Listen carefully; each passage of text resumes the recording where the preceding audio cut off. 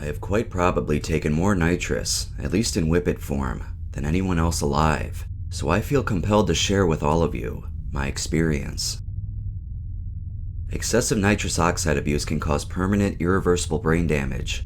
I am patient 0, so please, everyone, listen to this all the way. If I had been fortunate enough to read what I am about to write 30 years ago, my life would be very, very different. I could just post the facts, but if you will walk with me through my life, you need never run the risk of having what happened to me happen to you. If you are a serious nitrous user, listening to this could help save your life. It's going to be quite long, but it is important to me to paint the whole picture. I also hope that it might prove entertaining, and some of you might recognize yourselves in the narrative. And those who feel a sympathy with my feelings, those who relate to my expression and understanding, those who think yes, yes, are the ones who need to listen to this the most, as you are in the greatest danger, or could be, if you are not careful. I am being honest about some stuff that I have hidden from others all my life. Some of it is quite embarrassing, but I choose to share the humorous aspect with you all. I can't be the only lunatic in this world. This is not an anti-nitrous post. This is information that has only recently become available. Personally, I wish our atmosphere was oxygen and nitrous oxide instead of oxygen and nitrogen. So without further ado, the tale begins in the dentist chair. I was 9 years old. I had never taken any drugs and was not looking to at the time.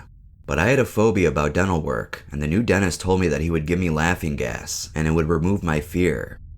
So he attached the mask to my nose and told me to breathe normally. After about 20 seconds, I began to feel a tingle, quite pleasant, which was getting stronger with each passing second. The dentist asked me if I could feel the gas yet, and a drug addict was born. I told him no, I don't feel anything, so he turned it up. By now, I was really starting to feel amazing. It was fantastic. But it was more than just tingles and physical well-being. Even though I was only 9, I started seeing patterns in everything. A deeper connection, set of connections, a lattice that embraced reality, but which had a meaning, a message, beneath the surface, something important. The dentist asked me once more if I felt the gas. I told him that it was starting to take effect, but was not very strong, despite the fact that I could barely string the sentence together, as I wanted him to turn it up even more, which he did. The last thing I remember hearing was the dentist saying to the nurse, "This one likes to fly high." From that moment, I knew that I had to obtain nitrous oxide again at some point. I had imaginings of listening to music while feeling that way and how awesome it would be, and I was right, of course. It stuck there, in my memory, unforgettable. I was 9 and I no longer saw the universe the way that I had before. Jump ahead 11 years. I'm 20, and I found acid about 6 months earlier. I'm in Amsterdam, having left South Africa to avoid military service. I'm a musician and making a living playing street music. We're on acid all the time, taking larger and larger doses each time. It's classic. I'm the Messiah, and I'm going to save the world by turning everyone onto LSD. I'm Ken Casey. I'm Ram Dass. I'm Neil Cassidy driving the bus to the next acid test. I'm on a mission. I have found the ultimate truth, and I believe that I have the ability to express it. It's straight out of the electric Kool-Aid acid test. I am the merry prankster, doing ever-increasing doses of LSD because I believe that there is a reality behind this one, and I'm going to evolve and become a transformed being, a metamorphosized, evolutionized, mental telepathical guru. I even have a following. There are 5 of us, and I'm the leader. I'm the fucking chosen one. This is why I'm alive. This is why I exist. I am the new Messiah. It's funny looking back on it now, a bit embarrassing. Okay, a lot. And I've never told anyone about this before. Like, who would admit this shit? But it's important to paint the whole picture. But LSD is not a beast to be tamed. Oh, I believed that I was in control of the acid, that I held the reins.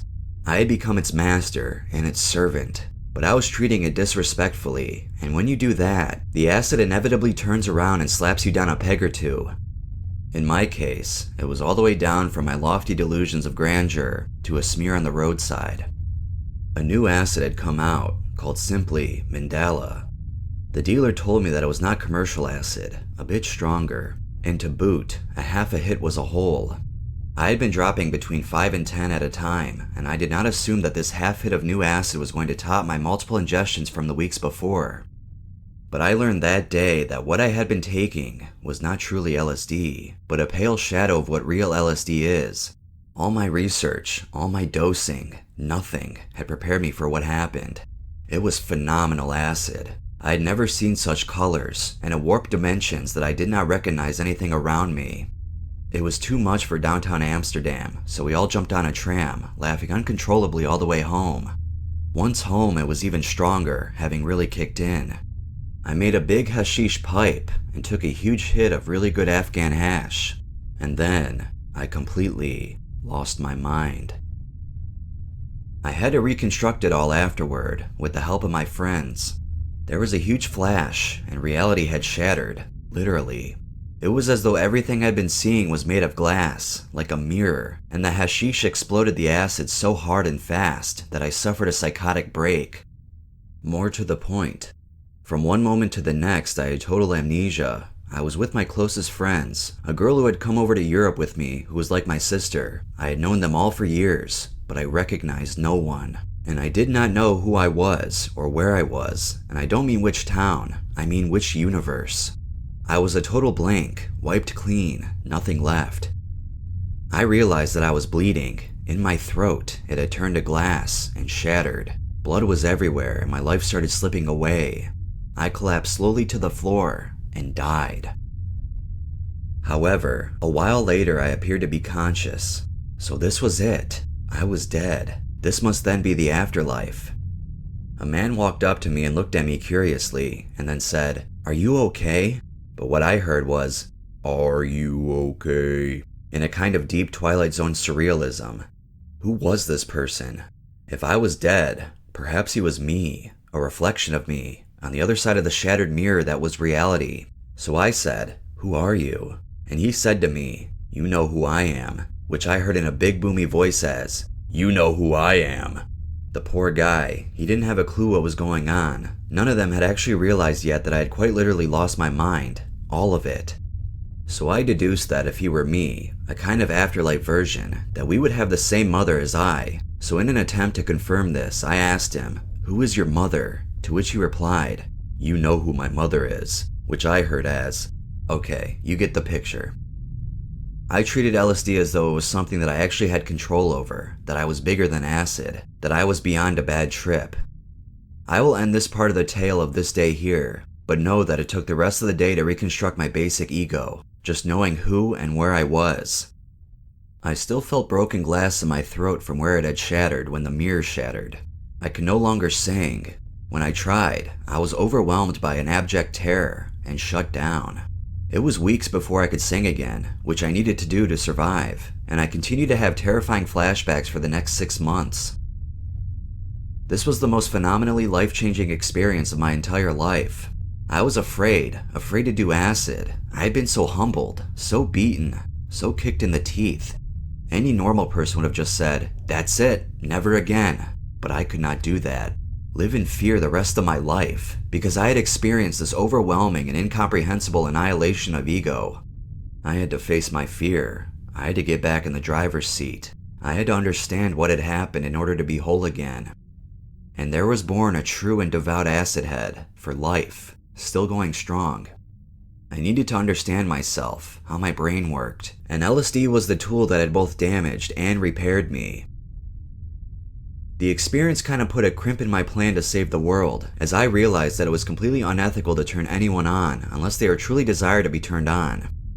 It was a full year before in midwinter, Christmas time in Konstanz, Germany, that I did my next truly superb LSD. Only this one was as soft as the other one had been hard. And finally, utterly high, I looked in the mirror and was no longer afraid. I finally had all of my mind back, and my fear was gone, but my respect has never faltered. And now, the long-awaited return to the topic of nitrous oxide. Who would have thought, who would have guessed that nitrous oxide, laughing gas, was used to make whipped cream? I found out from a young freakazoid heroin junkie in Germany that whippets were nitrous. Finally, the 9-year-old boy in me shouted in glee. I knew it. I knew I would find it again. And this time, I was going to really get to know it. I remember buying the whipped cream machine and a box of cartridges. I remember my total excitement, my fear of disappointment. What if he was wrong? I wound in the first cartridge, neglecting of course to add the cream. I hyperventilated for a minute, breathed all the way out, and inhaled the entire contents. Within 5 to 10 seconds, I recognized the feeling. My insides screamed in glee, and for the next minute my world was perfect. It was exactly as I had remembered it, only more so. This is my encapsulated life story, so I have to jump to pivotal moments if I'm going to keep your attention. Let's just say that over the course of the next year, I did hundreds of boxes of nitrous, maybe 1,000. And the more I explored the nitrous reality, the more sense it made, of everything. I was starting to feel that I understood the intrinsic nature of the universe, not just in the sense of thoughts, but in perceptions, understandings. There were times, and I'm sure that most of you can relate, when I felt that for a moment I truly understood the universe as it really was, and it was so simple and funny, fucking hilarious. I would experience the moment and crack up laughing uncontrollably because I understood the core of the essence of God, the universe, matter, gravity, light, energy, and quanta. The profundity of nitrous is fleeting, and after the epiphany it fades so quickly that one can't quite remember what it was that one was thinking and why it was so funny. This, I found to be the curse of nitrous, to have this understanding, so plain and simple, even expressible in mere words, if I could find them, or once found if I could not lose them. How, I wondered, can we extend this experience? Make it come down slower so that it would be possible to bring back some of this universal intrinsic truth to the real world. On a beautiful summer's day of 1982, I discovered the chemical synergy that I have affectionately referred to for the last 30 years as GACID, as in gas and acid. And from that moment, my life changed almost as profoundly as the day I lost my mind, because it was the day that I found my answers, all of them. I had done some acid, not a lot, maybe half a hit. I was still very cautious, after my annihilation a year earlier, and the theory was twofold. If I did nitrous right at the end of an acid trip, like 8 hours into it, when everything had resolved on the acidic level, perhaps A, the nitrous would boost the strength of the acid to give me a momentary high that was like 5 or 10 hits of really good acid, and B, that perhaps the acid would help to extend the duration of the nitrous and give me a little more time to try and bring back some of the deeper essence of the experience. I was extremely careful. I'd lost my mind once already, and I was not keen on a second round. My first hit was minuscule. There was a very slight shift in my perceptions. I took a little more and felt the nitrous very vaguely, but in a way like never before, and in a good way like I had never imagined. By the time I was on the last cartridge, I took the entire thing, and I experienced for the first time in my life, the holy realm that is GACID. The world that is GACID is a story unto itself with so many facets. I'm not going to try and define any of the experiences right now, too much of a tangent.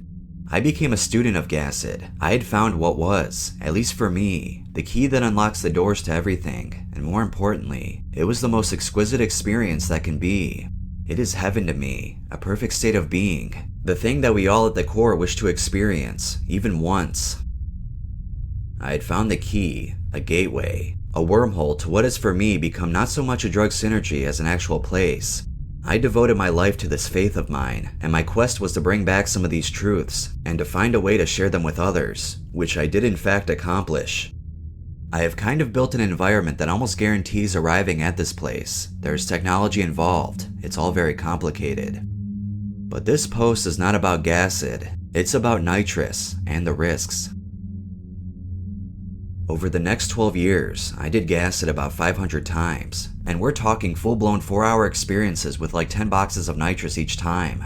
It is my world, my reality, my guru, my God, and myself. I have no doubts, no hesitation, no lack of understanding, and it just got better all the time, as I learned to pilot this spaceship that I built over the course of those 12 years. I eventually left Europe and moved to Canada, got a new life and a new wife, and continued building and discovering. It was very hard at times, terribly lonely. From my perspective, I had found the answer, and what's more is I could pretty much prove it, and took a few select people on a trip around the universe, but it was so lonely. All I wanted to do was share what I had found, but very few people knew about nitrous back then. I began to get adamant about finding proof, finding a way to bring back something significant enough that would make people take me seriously. I knew that if I told this all to a shrink that I would be labeled as a schizophrenic with delusions of grandeur, but I knew that all a doubter had to do was come for a ride and see for himself. They would find their own truth, not mine. Everyone has their own truth. All I had found was the medium in which to fairly reliably produce a very specific experience, and to be able to return and continue the thought anytime. I was frustrated. My wife was not too supportive of this, and I wanted her on my side. So I tried even harder to find some tangible evidence that the work that I was doing was valid. Telepathy, psychokinesis, some small evolutionary step that would demonstrate that what I was doing was valid, and that I was not just another nutter who did too many psychedelics. This was the time that I had almost completed my spaceship. It was an entire room, with a driver's seat positioned in the middle. There were spinning wheels and stroboscopic lights, all synchronized to music. My own, of course, which was rated specifically to induce certain types of trance using light and sound to guide the subject on a solid path. I was so close, but relations were getting strained with my wife, who thought that I was obsessed. She was right, of course. I was, and why not? This was the most important thing in my life. It was the one thing in which I truly had unshakable faith. I had to find some evidence of the validity. I needed support on this, not criticism. I at least deserved a chance to demonstrate it to someone else, to have the years that I had invested validated by another fearless soul who was willing to walk through the gates of heaven and be embraced lovingly by the universe. And now, we start to approach the moment of truth, the point, the reason that I have written everything that came before now. I am a scientist, not just a druggie. I don't just take drugs, I study them, I prepare myself, I am informed, I know the risks, I am careful. But this was before the internet. The only knowledge that existed was in books, and almost no one knew practically anything about nitrous. It had just slipped by, owing to the fact that it was legal, and a secret known by not a lot of people back then. According to Peter Stafford's Psychedelic Encyclopedia at the time, nitrous oxide was a perfectly safe drug. There were two, and only two dangers. The first rule was, don't breathe directly from a tank, you can freeze your lungs. And the second rule was, don't tie a mask to your face, because if you fall unconscious, you will eventually die from lack of oxygen. That was it. Other than that, it was safe. They give it to kids for fuck's sake. I don't know exactly when it went from genuine psychoscientific spiritual research to addiction, but it was marked by the fact that I started doing nitrous without doing acid. I know myself. I am an obsessive raging fucking maniac when it comes to drugs. I have no breaks. So I made a deal with myself many years before, after doing way too much nitrous for way too long and having spent a small fortune on it, that I would only do nitrous if I had done acid. I tried to keep it to once a month, but not always. I kept it at least to once a week, but I was so intent on finding my proof quickly that I made an exception, just once, then again, and again, and again. I really couldn't afford it, and I knew my wife would be pissed at me for wasting money, so I kept it to myself. After all, I was almost there. 12 years of exploration and design was finally going to come to fruition. I almost understood it all. I was so close, and the nitrous would run out, and I would go to the store and get more, and then be racked with guilt over it. And suddenly, I realized that I was addicted to nitrous oxide. They had said nothing about addiction in the books, but I had been doing it every day for about 6 weeks, maybe more, and I had been doing it excessively before it became daily. And when it ran out, I just could not cope. This was not a drug withdrawal like an opiate. This was madness incarnate. I could not stand being in my body. It was blindingly intense and wouldn't go away. The next weeks are only a vague memory, with scattered images and vague recollections. I could not afford to keep taking the nitrous, but I could not survive stopping. I wanted to call out for help, but who the fuck would I talk to? There was no internet. Very few people knew about the recreational legality of nitrous. I felt so stupid. How do I even begin to explain to someone that I inhaled the whipped cream charges? They'd probably lock me up. So I had to stretch the nitrous I had, breathe very, very little in between, hold my breath for minutes at a time, not breathe as much as possible. I was losing it. I knew that. I was starting to go crazy, even by my own standards. And those of you who have actually listened this far can probably understand that I am a rather bizarre individual. I don't remember much of the last weeks. I felt like I was dying, slowly. My thoughts were scrambled. There were dark patches in my consciousness. At one point, I thought I might have been possessed. I had gone from what I considered to be a self-respecting scientist of the wackiest of varieties to a fucking loony. I was lost. I was doing a gig on Vancouver Island, sitting on the beach doing nitrous all day long in tiny little gasps. The first night I noticed that I'd lost the feeling in the tips of my fingers on my right hand. The next day, my left hand. By the time I got home, my hands and feet were numb. 2 days later, my entire body had no sensation, and I had completely lost my motor control. Then I was in the hospital, and the year that followed never became cemented in memory. People, please pay attention. This is not a well-known fact. Not a lot of people have screwed up quite as badly as I did, and it's never been made public in a big way. The effect of nitrous oxide is cumulative. If I remove the mental and psychological and emotional horror that followed, I'll tell you that the physical sensations finally returned, as did my motor control. But the problem is that I had damaged my brain, and the signals that should have just reported to my cerebellum that I was in fact alive and moving were mistranslated by my brain as pain signals. In short, when my feeling returned, I was in unbearable pain, everywhere, non-stop, every freaking day of my life for the last 14 years. I nearly committed suicide so many times, not because of depression or sadness, but because I simply could not imagine waking up every day to this, suffering, and nothing to be done about it, because it is not physical as such, it's neuropathic pain, and it did not heal, and there is no treatment. I have spent 14 years wishing to God that the internet had been around just a little earlier, because once it arrived, I had found another person who had done what I had done, and who had suffered identical damage. I only found this 2 years after the fact. I could describe my suffering over the last 14 years, but I hope that I have successfully illustrated my point through this post. Nitrous is amazing. Acid is everything that I've said it is times a million. There was nothing wrong with my perceptions, only my obsession, and total lack of self-restraint. I had my cake, and I was eating it, and I could have continued to privy to what I consider to be the best chemically induced experience that there is. I found heaven, and I was such a glutton that I destroyed it through my greed. I still believe absolutely in nitrous, and particularly acid. It is simply the best. Nothing is better, not even love. I am almost done. There are so many aspects of the story that I left out, because we're talking 15 odd years, hundreds, maybe thousands of cases of nitrous, and about 750 hits of acid. All I wanted to do was share it with someone else.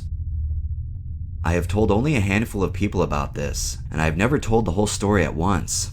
If even one of you is listening to this, ran the risk of making my mistake, and if this post at some future point helps to prevent that eventuality from becoming a reality, then exposing myself in this way will have been worth it. Please, friends, be careful. If you ever find heaven, take care of it.